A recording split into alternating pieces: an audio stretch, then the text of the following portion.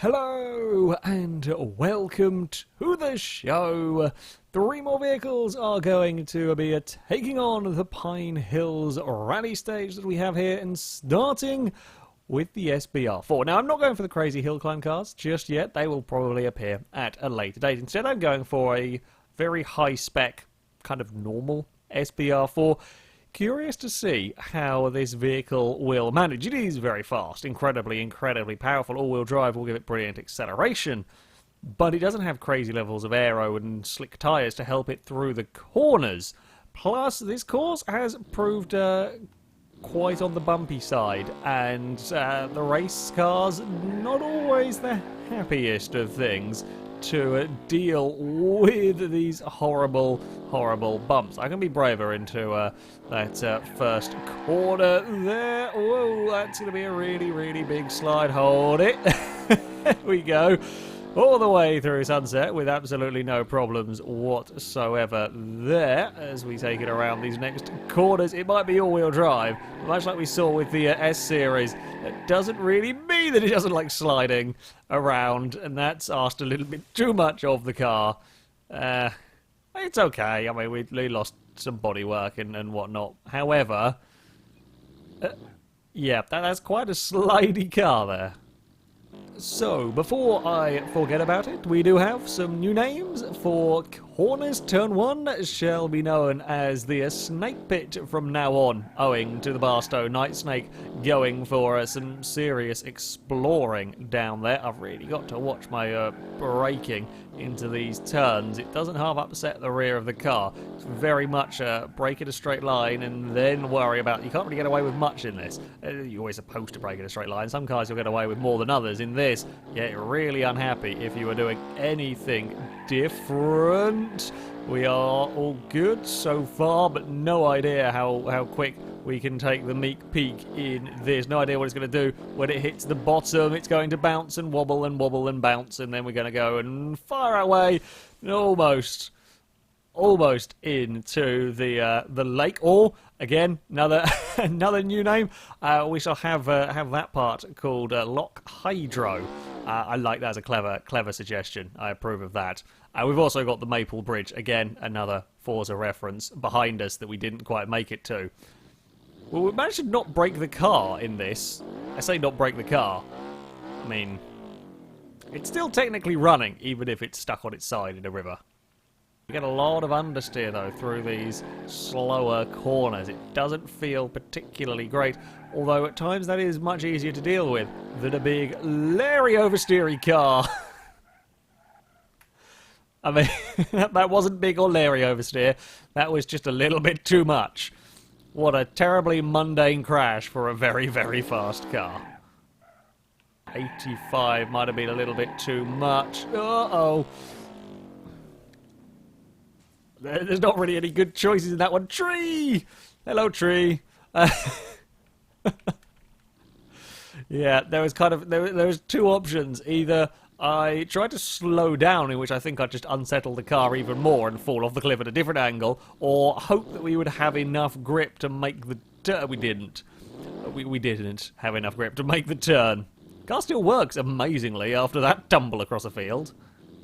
I'm kind of curious as to what I can and can't get away with in this car. How late can I get on the brakes? So it's about 88 miles an hour before we dove on the brakes there. Oh, well, we've gone to play. We've gone to play in Loch Hydro. We have that's a big crash. It is the first car to make it all the way into the lake itself. That's a big two-wheelers moment. Almost went over, managed to save it, but in saving it, you end up all sorts of wonky elsewhere. Will we get the landing sorted? Yes, we do. Just about up onto and across the Maple Bridge. I can only just about slow that down. That's all out of shape for the pit stop chicane. We need to be on the brakes a lot earlier because we come off that bridge with such speed that it simply can't get slowed down in time for this nasty chicane. While the SBR4 here has been doing relatively okay across the bumps, things can still go apparently quite disastrously wrong. Things can go very disastrously wrong Well, that's off. That's tumbling down the mountain, and we're going to go for a splat. Oh, that broke the engine and took off all the left side wheel, sorry. After having not many problems with the bumps for a while, apparently, we're going to have all of them now. So, I think a little bit more care is needed with the ferocious speed in this car. While I have been enjoying relative success at carrying speed across the bumps, that's probably more luck than judgment. So, I will be a tad slower, get the car settled, get the car composed, make the most, of course, of the acceleration as and where you can, but don't go too crazy with it. It's easy to unsettle the SBR4 here. Despite being all-wheel drive and so on, it is quite easy to upset the car for it to break traction, and we don't really want it to be doing that. Up towards 83 miles an hour. Not the fastest we've done down here, but again, it's get the car settled for the bumps. Oh, we clipped the inside. We got away with it up towards the Maple Bridge this time. We have slowed it down into the pit stop chicane. Now, the understeer might not help the car through there, but we are across the narrow parts. Now, up through Destroyer we go. This is where the power, the all-wheel drive, will come in very handy as it's across the line for our car. It is a fairly big impact into the tree. Not the most spectacular of crashes, mine. Still the late model will hold that. It's done it, though. It felt quick. It felt quick, but the real trick with this is to not go so crazy with the power.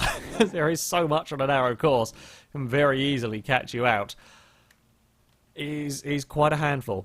Even in all-wheel drive spec and so on, it is a real handful around such a narrow course.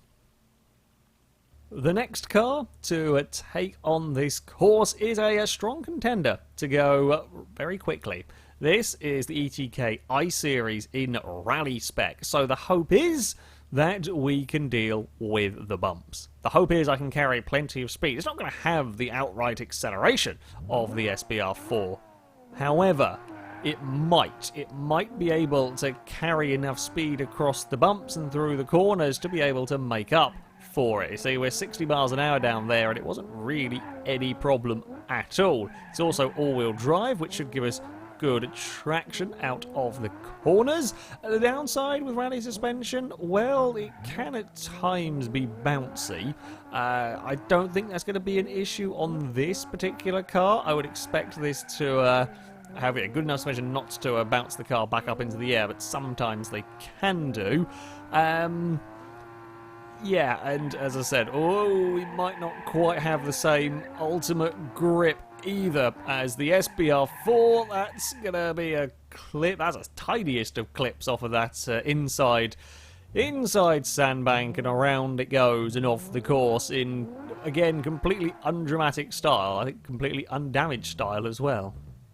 Now we'll accelerate up towards, I was going to say up towards 83. I wanted to try and do a similar amount to the SBR4, and then I lock the brakes at the one critical point, and bye-bye rally car. Bye-bye rally car indeed. It's not powerful enough to have big oversteer issues as we jump our way down the Meek Peak across the Maple Bridge, and things have gone wrong. Things have gone, well, we've kind of shortcutted the... things have gone so wrong, the engine's come back on again. Yeah, little bit too late on the brakes, and we went exploring across the grass there. Well, the iSeries might not have the crazy power of the SBR4 or the likes of the late model stock car and so on, but I think it makes better use of the power that it does have. That being said, we are about to meet a tree. We can be more aggressive coming down the Meek Peak. Absolutely no problems there as we head across the bridge, although the brakes are perhaps not quite so good in this car. Oh, yeah, brakes aren't the vehicle's strong suit, unfortunately. That was, again, it's a fair amount of speed across the bridge, but we have to brake really early there. How late dare I get on the brakes over here? We're actually wiggling about slightly. Now, I can be very cheeky and kind of take a big jump across the Meek Peak. Doing that, that's, I think, what's causing me issues. And we roll twice. We might still, if we get the car in the right gear. Hold on. Get in the gear, get in the gear. Come on, pull yourself out, car. Oh, it's going to be diffed and stuck. Yeah, I can jump so much down the Meek Peak that I carry so much speed onto the bridge, more speed than just about anything else, that it gets me in trouble. Let's get on the brakes and slow you down for this arsehole of a corner. There we go. Oh, no. We're going to get some big oversteer. We're going to be too... Ooh. That's an interesting roll. It's not a place we've seen a car roll before. Well, bye-bye rear drive shaft. The drive shafts are not strong in this car. Interestingly, and as I had kind of hoped and expected, the iSeries rally car making speed in different places, and certainly different places than we've necessarily seen before. Turn 1, it can't really make the most of its, well, better suited suspension. While it can be more aggressive across the bumps, it's such a tight corner anyway that, or so they're kind of on the approach to a tight corner, that you still got to be very, very mindful. And through these hairpins, it's good, and it's got good... I can jump on the power almost immediately out of the hairpins without the fear of big oversteer, which is helpful. It's, yeah, not massively better grip than other cars. It's down the Meek Peak where we can be aggressive, we can get away. There's a big bounce on the inside sand dune, a little bit of a lock-up from the rear of the car as we head now into the pit stop chicane through there. No problem at all. Now, the all-wheel drive will help it here, but it doesn't have the brutal power that the SBR4 did, although it also will have less in the way of oversteer. It's across the line for... It's across the line for the iSeries and destroy all the drive shafts. Well done. As both the front and rear drive shafts destroyed on the top of a small tree. It's quite impressive, and it did roll. I'm not sure it beats the late model stock car for the finish. However, there we go. Yeah, it was nice having a car with suspension capable of dealing with bumps, even if that did mean often carrying far too much speed in places where the brakes just weren't quite good enough to deal with. Our final vehicle for today is the Miramar Z Coupe race car. Likely to be very grippy, likely to be very fast, but unlike the iSeries rally car, of course, this designed for tracks. Now, I'm hoping this will be quicker through the hairpins. However, of course, we've got to deal with the bumps. Other slight problem, as with pretty much all mods, the sounds are broken on this car. I really wanted to run this car in this series. The engine sounds, while there are sounds, they're so incredibly quiet, you can't hear them over the sound of the tyres, basically. So I apologise for that, but it is what it is when it comes to mods. And my god, this car is a lot more twitchy than I was expecting it to be. That might be the quickest crash we've seen. Didn't even make it to the braking zone for Snake Pit. That's quite twitchy. So, I need to be rather aware of the car that I am driving. It's also got big old turbo lag going on. That will not help matters. In fact, I say turbo lag, the engine isn't forced induction by the looks of things. Oh, almost had a big roll around sunset. We saved it from the roll, but in doing that, we drove it off the cliff anyway, so I'm not really sure what was... I mean, I guess probably going off, driving off the cliff better than rolling off the cliff. Not actually sure which one. Better option. Either way, that's attempt 2 over. What are we going to be like over the Meek Peak? I have absolutely no idea with this. It's going to be bouncy. It's going to be bouncy big time and rolly, maybe? I guess. Kind of a roll. It's good enough. It's onto its roof. We lost the wing. Yeah, we're not going to be able to be aggressive down that part of the course this time round. I want to get it slowed for the Meek Peak. We're going to have a big oversteer moment, though. That's not good, because we've hit the sandbank. Ooh. That's... impressive cartwheel. I will give it that. It was an impressive cartwheel, and surprisingly okay from all of that. I know the drive shaft's gone, but still. Surprisingly okay from all of that, in terms of shape-wise.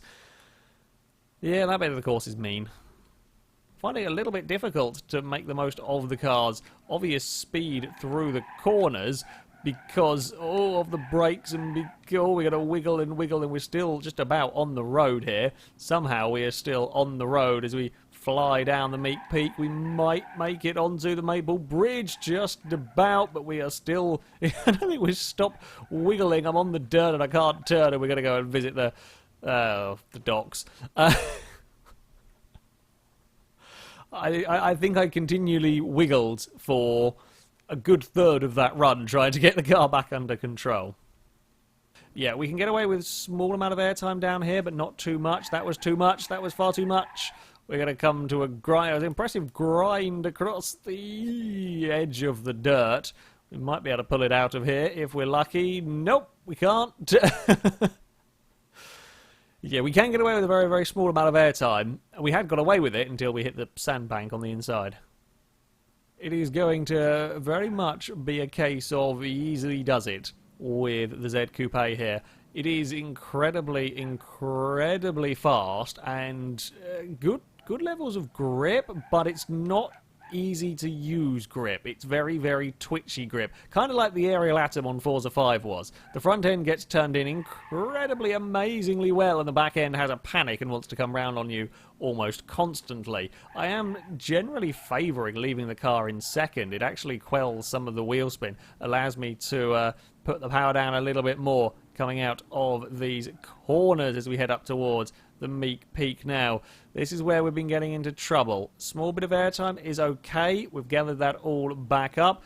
Don't have a panic as we run across the bridge. Easy does it now into the pit stop chicane. Now, I would like to think we could carry more speed through here than some other cars. Just we've simply got the levels of grip. We aren't all-wheel drive, so up here we might struggle through Destroyer. It's not too bad, actually, so far. As we fight our way up across the climb, we go into the trees, off the trees, and everything is okay. Not bad.